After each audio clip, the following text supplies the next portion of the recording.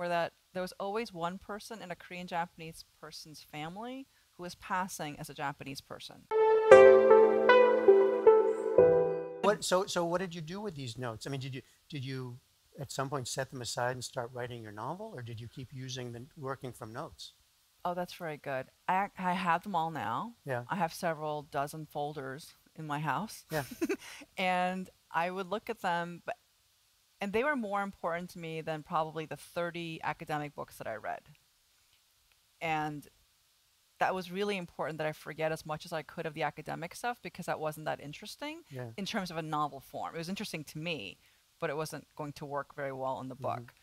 And then the people's stories, I started to make composites of them. So one of the things that came up over and over again were that there was always one person in a Korean Japanese person's family who was passing as a Japanese person. Oh. So if you Who met could them, get away with it. right? Yeah. So if you met them on the street, and if I'm Korean and you're Korean, but you're pretending to be Japanese, but we were friends for a long time, if I saw you on the street and you're passing as Japanese, you would try to deny knowing me. So I shouldn't insist. I should know better than to ruin your cover. Right. So because you've managed to fit in well into Japanese society. Right, you have, right? I have. You have.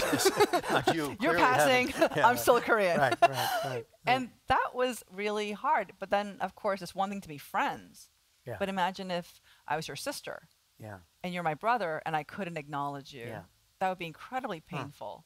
So that would come up over and over again, every one of my interviews. And I had never heard of anything like that before. That was really surprising. So this approach to writing a novel is, I think, a little unusual. It's weird. You were telling me you practiced as a lawyer. I did.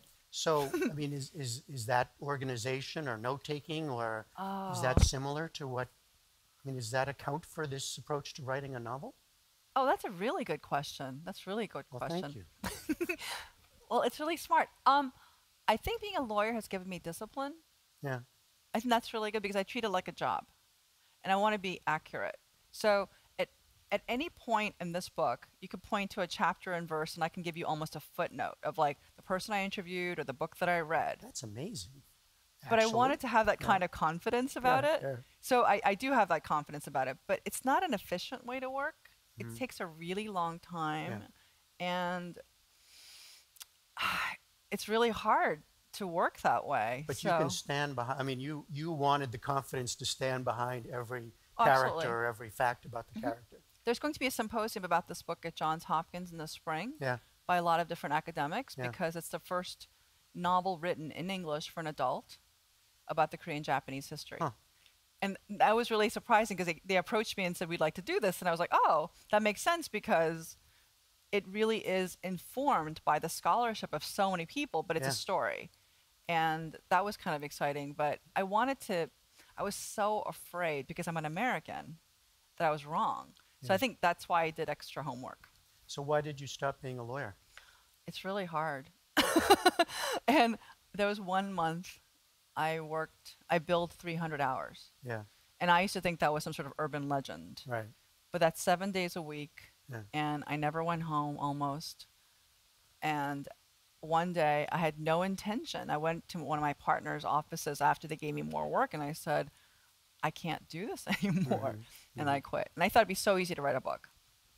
Well, that's what I was going to ask, because you've said being a lawyer is hard, being a journalist is hard, doing research is hard. It's all hard. It's all hard. I mean, you know what? It's all hard if you want to do it well. Maybe that's what it is. I think it's all really hard. So you have to figure out. Life is hard, apparently, for you. Being an adult being an adult is hard. Being a parent is hard too. I know. I'm complaining. I'm sorry. I think, I think I had no idea how hard to be a novelist. I had no idea. Yeah. I'm wondering too about, I mean, you're writing about, by your own account, you didn't know about this history. I didn't. This is quite obscure. It's really obscure. For an American audience, right? And so you and no doubt your publisher are thinking, how are we going to get people interested in this saga? I didn't think people would be interested. Yeah. I was really surprised I got published. The fact that I'm on the show right now is a shock to me more than it is to you. I thought for sure after I finished it, I could just walk away and maybe an academic press might take it just because I knew that it was the only one and then I could leave. And then it got this kind of huge groundswell of people around this book. And everybody said, no, this is a universal story about xenophobia. And I was like, oh yeah, that's it. But that wasn't my intention. Right. My intention wasn't that advanced. I mean, I didn't think about the marketing of it because, I mean, that's way beyond my pay grade. Right. It was the story that you had to write, I guess, at some point. But there are echoes, of course, to today's world. Yes, it's constantly coming up. Yes. Yeah. And it's an issue that I care about deeply. I mean, there are 65 million refugees in the world today that are going around that nobody wants. And what will we do? Tell me about your own coming to reading, or what book most influenced you, or best loved book? Oh my goodness, there's so many books. But I think the book that really influenced me as a writer is Middlemarch by George Eliot, without question. Because I am interested in the community novel. I'm interested in social novels. I'm interested in novels that have a humongous cast. And it has to have an idea that unifies it. So I think George Eliot had that kind of ambition. But I do think that her narrative voice is difficult. Like, nobody wants to read her anymore because she's a bit of a show-off.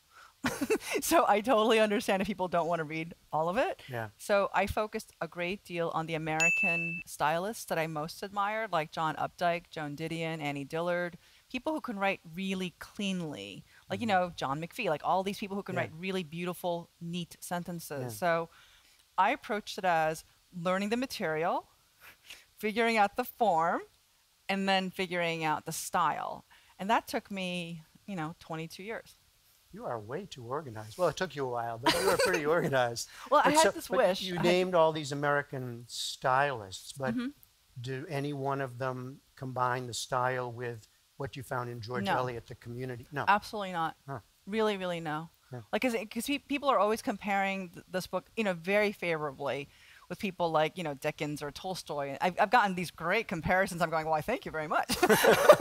But in terms of the American writers who are doing omniscient narrative in a 19th century form, people don't do it anymore because it takes it's a big canvas, and it takes a great deal of time, and it doesn't meet the cycles of marketing very well. And it's true. It's true. So is the next one going to be easier? I hope so, because I think I'm getting better at my style. Better at your style? I think so. Okay, but the work and the research and all that still will take time. And also, I feel more confident about being a writer, whereas I think I quit being an attorney when I was 25. I'm 49 now, and I think this is what I'm supposed to be doing, which is kind of nice to figure out by now. Congratulations. Thank you. I know. All right, the novel is Pachinko, Minjin Lee. Nice to talk to you. Thank you so much.